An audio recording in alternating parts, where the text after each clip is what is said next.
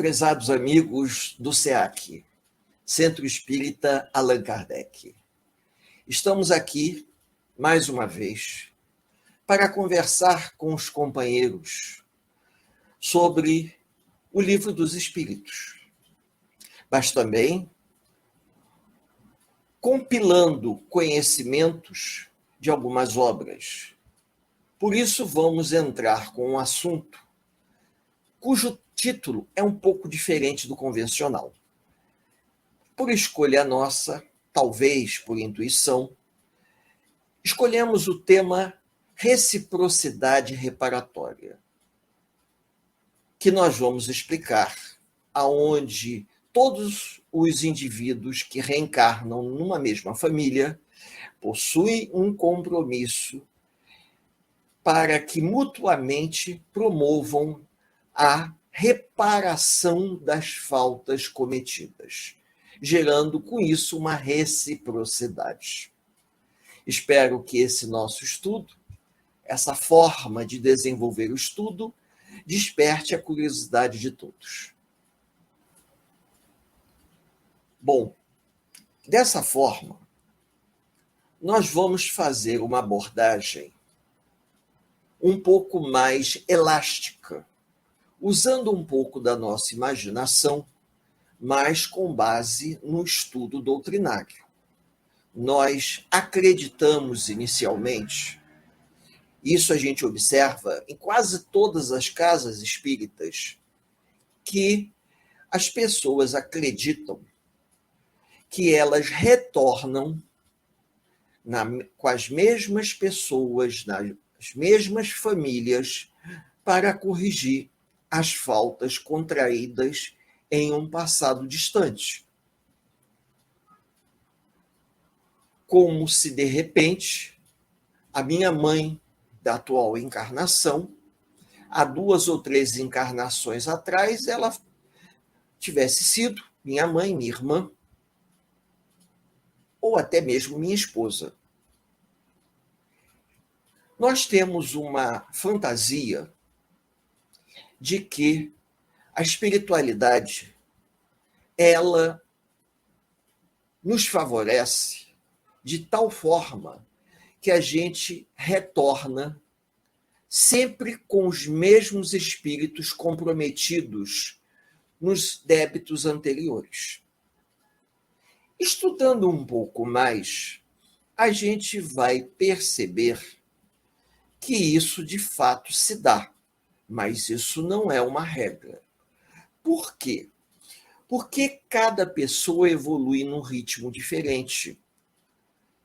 Para que todos se reencontrem numa futura reencarnação, nós vamos admitir que todas as pessoas envolvidas no conflito evoluem no mesmo ritmo. E a gente observa que existem espíritos que evoluem mais rápido, como os alunos na escola pública. Cada aluno evolui, às vezes a ponto dele sair, passar de ano, os outros repetirem e ficarem para trás, e ele avançar, ganhando uma certa distância, ganhando a dianteira, como se diz assim. Isso se dá também no processo reencarnatório? Sim. Alguns espíritos comprometidos no pretérito podem evoluir em ritmos diferentes, de tal forma que os seus antigos credores evoluíram de tal maneira que ele, na condição de devedor, vai reencarnar junto a espíritos que possuem um compromisso muito parecido com o seu. Ele não tem que necessariamente reencarnar com os mesmos, a não ser em casos mais específicos, aonde o envolvimento psíquico de ambos é tão forte que eles não conseguem se separar. Mas quando ocorre um comprometimento aonde os espíritos evoluem em ritmos, em compassos completamente diferentes, devido muitas das vezes ao desejo de querer se melhorar de um e o outro pela teimosia de permanecer no mesmo patamar, a espiritualidade toma, a gente vê isso nos livros, a seguinte determinação: aquele que evolui, aquele que se supera, aquele que consegue ganhar a dianteira, ele passa a ter o direito de avançar. Já que o outro está marcando passo e não consegue acompanhar o ritmo daquele que evoluiu, não consegue acompanhar por teimosia da parte do outro. Então, ele resolve a espiritualidade resolve que ele vai reencarnar com espíritos que possuem um comprometimento espiritual muito semelhante a ele, em termos de dívida, em termos de crédito. E a gente costuma ver pessoas que não se identificam na sua família, pessoas que têm uma dificuldade enorme. Às vezes é um bom filho, um bom esposo, um bom parceiro, mas ele não se identifica. Ele consegue cumprir suas obrigações de pai, de marido, mas ele não se identifica com o restante. Por quê? Porque aquele companheiro a quem ele deveria reparar a falta cometida ganhou a dianteira por o bom uso do livre-arbítrio. E ele ficou para trás. Isso é muito comum em escola pública. Vou materializar a ideia num exemplo de escola pública onde eu sempre trabalhei. Haviam turmas extremamente heterogêneas que chegavam à escola, vinda de lugares diferentes. Crianças vindas de escolas de primeiro segmento do ensino fundamental, muito heterogêneas. E essas crianças eram agrupadas para formar as turmas do segundo segmento, que nós chamamos de ginásio. E essas crianças, por serem heterogêneas demais, uns passavam de ano e outros acabavam ficando para trás. E uma vez nós presenciamos uma situação que chegou a ser uma coisa assim, que se discutiu num conselho de classe. Da turma original, haviam alunos que já estavam no ensino médio, segundo ano e primeiro ano do ensino médio, enquanto outros ainda se encontravam no que seria o sétimo ano do ensino fundamental. Aí ficou aquela discussão. Mas por que uns conseguiram avançar e outros permaneceram repetindo, chegando a repetir 3 ou 4 vezes o mesmo ano escolar? Porque ele, por alguma razão particular, ele não conseguia avançar, ele não tinha interesse. Então, qual foi a solução encontrada pela escola? Isso foi fato real, só não vou citar o lugar, mas eu trabalhei nessa escola. A direção chegou à seguinte conclusão: desfez a turma, pegou aqueles alunos problemáticos em termos de aprendizagem, misturou eles nas outras turmas que estavam chegando, de maneira que eles estavam entrando naquelas turmas, mas eles já eram antigos repetentes, eles inclusive eram mais velhos, porque já era para estarem no ensino médio, mas ainda estavam no ensino fundamental. E a gente observa isso em termos de evolução espiritual, em que aspecto? Quando o espírito não avança, quando o espírito não acompanha a família, isso é muito comum, de nós termos, por exemplo, numa família, pessoas muito heterogêneas. E um determinado indivíduo, ele não consegue acompanhar, mas não consegue em termos de evolução. Então, ele vai reencarnar, muitas das vezes, da proximidade daquela família e pode até futuramente vir a conhecer seus antigos pais, mas em outra família. E ele pode ser até se tornar um amigo, um companheiro, um prestador de serviço para a família, mas ele não reencarna naquele mesmo grupo, porque ele perdeu o direito de acompanhá-los em termos de evolução. Principalmente se a negligência for dele. Se a negligência for do pai ou da mãe, aí a conversa é outra.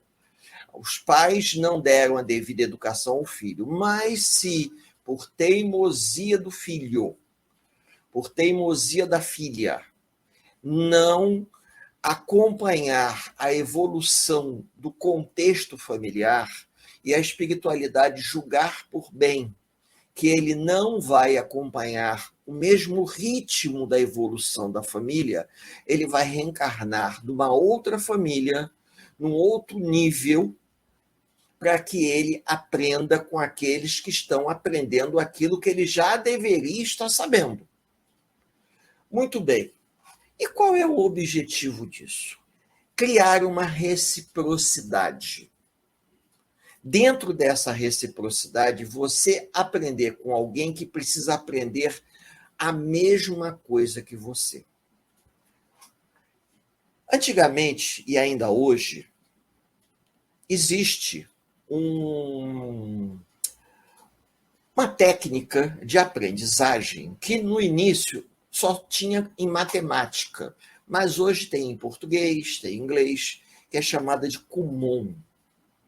O Kumon é uma técnica que veio do Japão, se eu não me engano, do Oriente, que o indivíduo só avança, só vence etapa quando ele consegue passar, superar aquele nível. Então, se ele consegue superar o nível, ele avança a etapa. E eu me lembro dos joguinhos que tinham antigamente de videogame, que o garoto só mudava de nível se ele superasse aquela etapa. Então, digamos que, a grosso modo, espiritualmente falando, fazendo uma comparação simbólica, todos nós só vamos evoluir como conjuntamente se nós dermos uma passada e avançarmos essa etapa. Se nós não avançarmos, corre o risco de nós permanecermos no mesmo degrau evolutivo, que é um degrau evolutivo de ordem moral, principalmente moral, um pouco de conhecimento intelectual, sim, mas principalmente moral.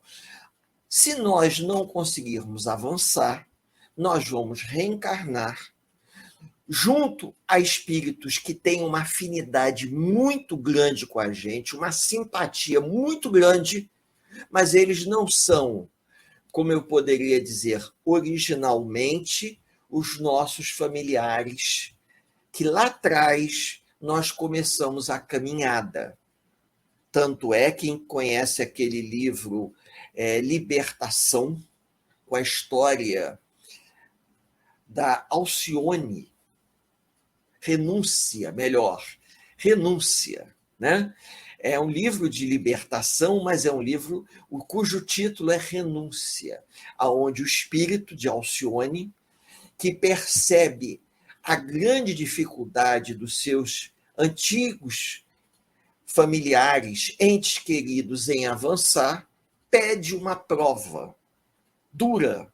Ela vai retornar trazendo no âmago do seu ser um sentimento de resignação muito grande para poder ajudar a alavancar aquele outro que ainda marca passo.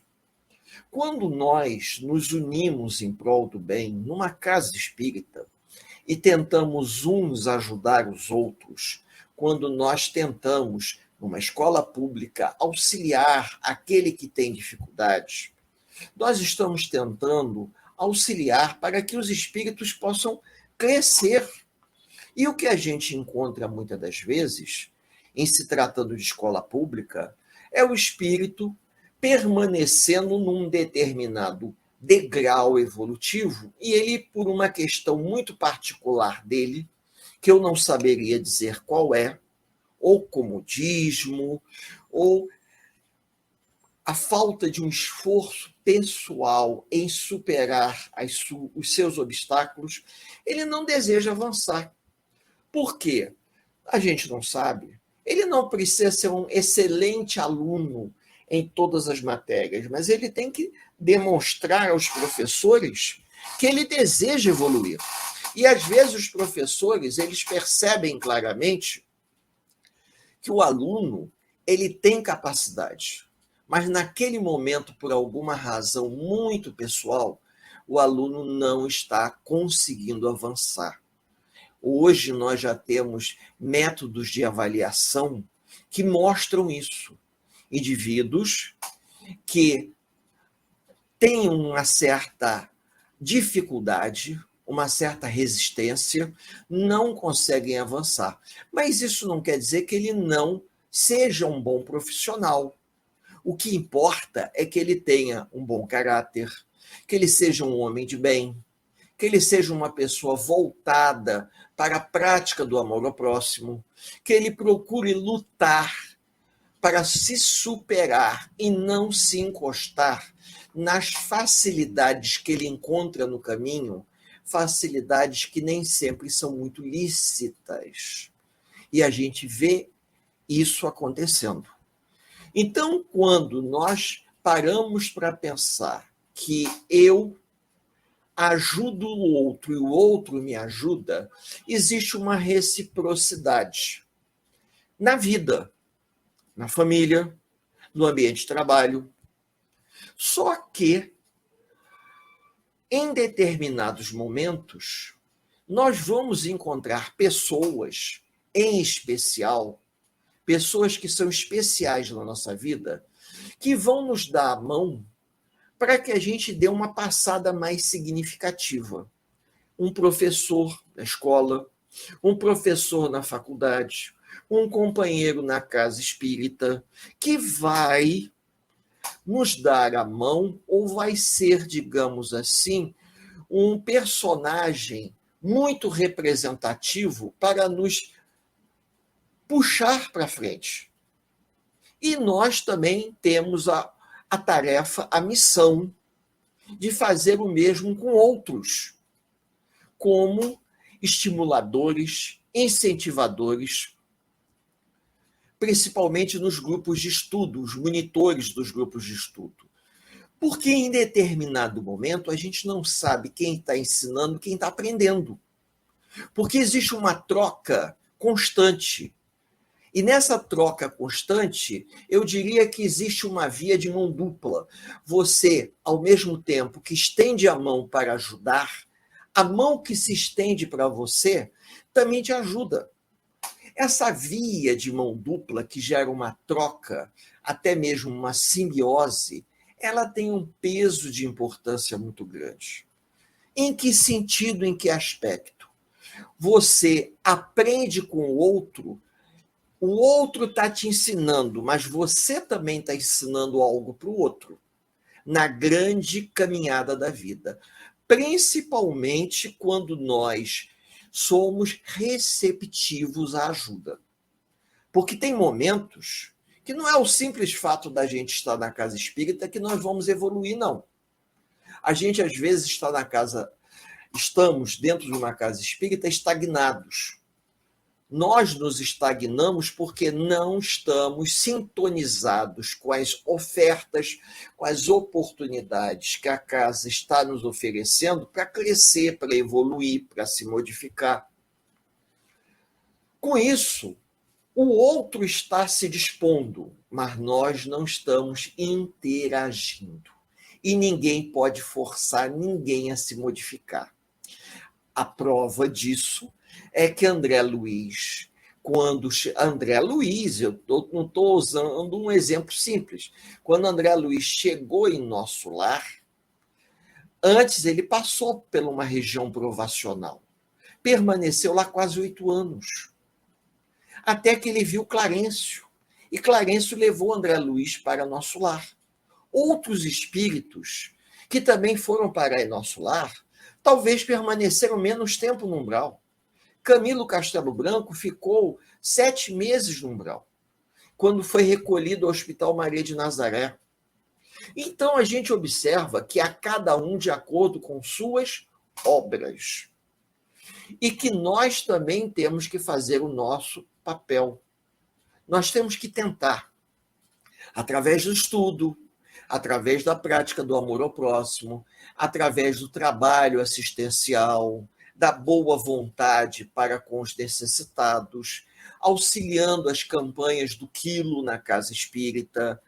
Vamos tentar nos modificar, já que o meu companheiro de caminhada, a minha companheira de caminhada, evolui num ritmo diferente do meu, eu quero evoluir. Eu desejo dar um passo mais significativo. Quero me preparar espiritualmente para que durante a noite, no sono, em desdobramento, eu possa ser útil ao plano espiritual.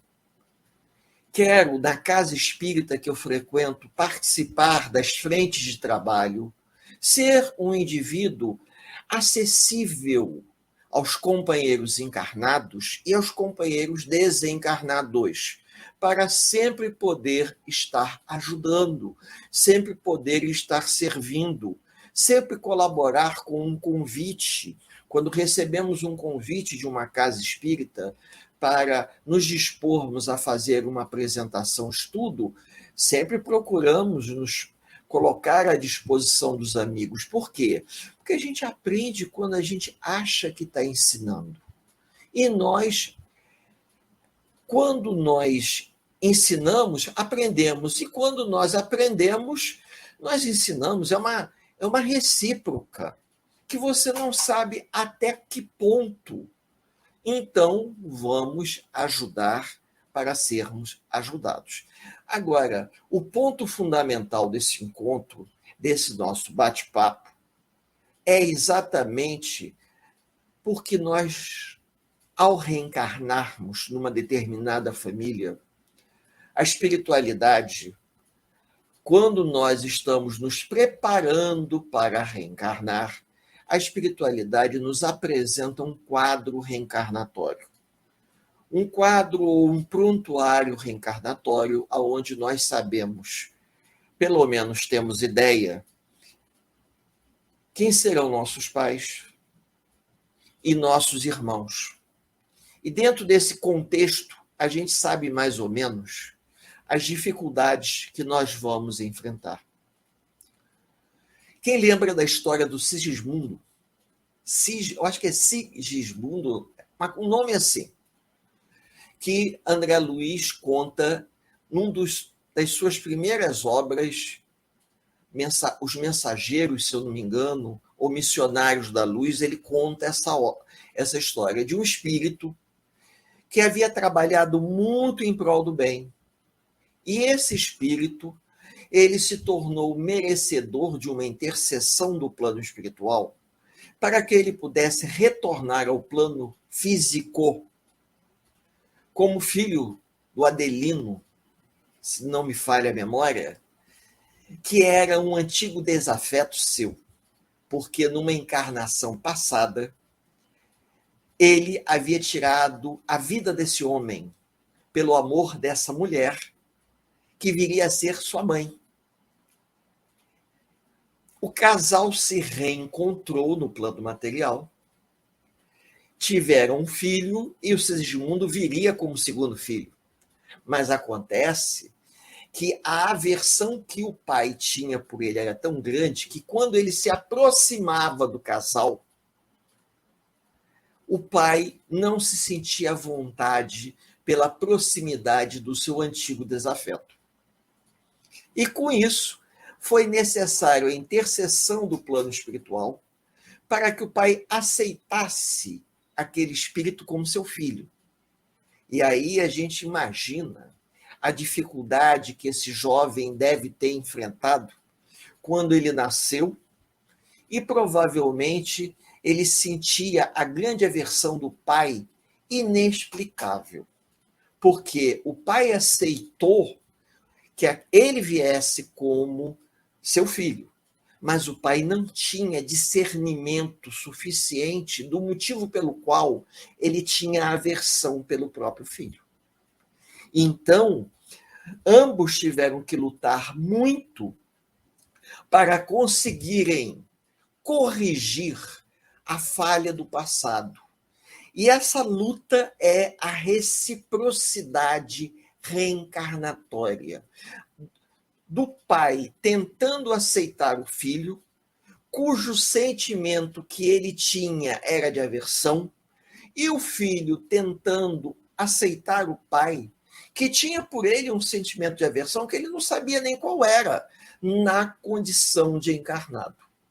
E provavelmente a mulher, no meio desse conflito, tentando equilibrar os ânimos dos dois. Uma tarefa difícil, que não basta apenas a gente saber teoricamente. É preciso que a gente saiba na prática que os nossos companheiros de reencarnação, eles podem ser afetos ou desafetos, credores de um passado, que nos batem à porta através da reencarnação para voltar ao mundo material, corrigir as falhas cometidas. E muitas das vezes, nesse processo de correção de falhas, existe um desgaste emocional muito grande, que você se desgasta na relação com o outro. Por quê? Porque você sente algo quando o outro tem comportamentos que não diz respeito ao que você ensinou, o que você orientou, o que você esperava.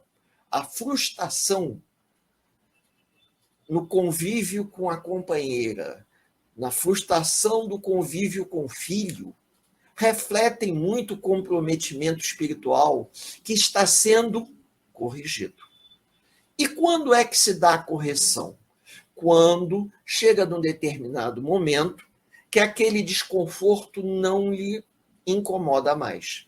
Você passa a conviver bem com aquele desconforto quando você diz assim, ele é assim mesmo, ou ela é assim mesma. E de coração, aquilo não lhe incomoda mais, porque você conseguiu desgastar o ranço de uma última encarnação que não foi devidamente resolvido na encarnação em questão.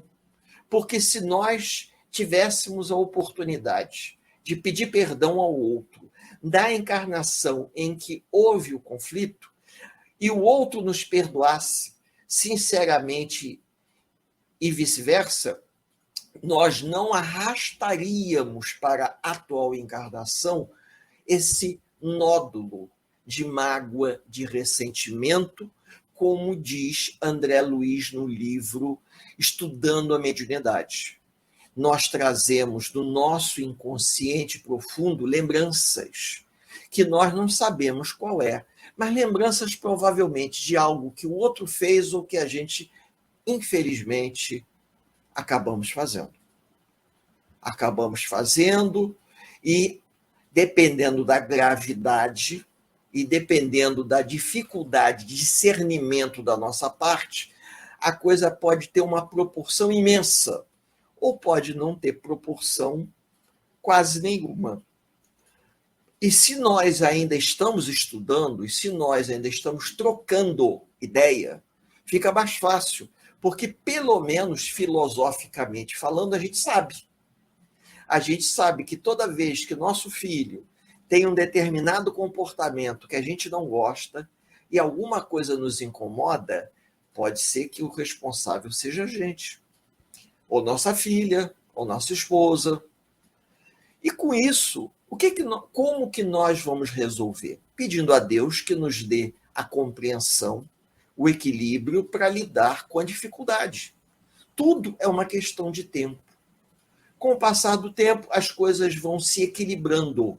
Nós vamos passando a melhor aceitar as dificuldades que a vida nos apresenta. Dessa forma, o outro que nos incomoda, ele às vezes nem faz isso de forma consciente. Tem uns que fazem, eles têm consciência que fazem, mas tem muitas pessoas que não têm consciência nenhuma. É uma atitude normal, natural. Nós é que precisamos aproveitar essa relação de reciprocidade para toda vez que ele falar determinada coisa, fizer um determinado comentário, a gente escuta e pede a Deus para que tenhamos paciência, porque estamos juntos para corrigir as faltas cometidas em vidas passadas. Agora, que necessariamente esse espírito é o mesmo que em vidas passadas nos deixou essa ferida, essa lembrança, essa mágoa, não necessariamente. Ele pode ser um espírito que apresente as mesmas características vibratórias. E toda vez que ele tem aquele comportamento, a vibração dele nos faça lembrar a vibração daquele ente querido que nós prejudicamos e que evoluiu mais rápido que a gente. E nós estamos aqui, marcando o passo, enquanto o nosso ente querido já se encontra num patamar muito mais evoluído de que nós nos encontramos. Essa forma de pensamento, ela tem o objetivo de ser um facilitador para todos nós. Apenas um facilitador, porque são ferramentas virtuais que nos levam a pensar de forma diferente, desarmar mecanismos de sofrimento de ordem moral. Se nós sabemos que Deus, nosso Pai, nos ajuda e nos oferece diariamente a oportunidade de nós nos melhorarmos, por que não lançar mão disso? Como uma autoajuda, como uma ideia que os espíritos estão nos facultando, que a gente possa usar isso sempre a nosso favor e, quando possível, compartilhar com alguém que precisa tanto quanto nós dessa consolação amiga, desse esclarecimento fraterno. Eu convido a todos que nos acompanham nesse breve momento a elevarmos o nosso pensamento a Deus, nosso Pai, agradecendo a oportunidade desse encontro amigo. Que o Cristo, por intermédio dos seus prepostos, que sempre ouvem os nossos chamados, possam nos amparar e nos auxiliar. Que o conhecimento que a doutrina espírita nos faculta nos possibilite lidar melhor com todas as nossas dificuldades de ordem moral. Sabemos que é um trabalho lento, homeopático, mas temos a fé raciocinada de que seria muito pior se nós não tivéssemos o amparo do Espiritismo para lidar com os desafios que a vida nos apresenta. Eu desejo a todos os companheiros muita paz, muita luz, que Jesus, nosso divino mestre, nos abençoe a todos, encarnados e desencarnados, por hoje, agora e por todo sempre. Que assim seja.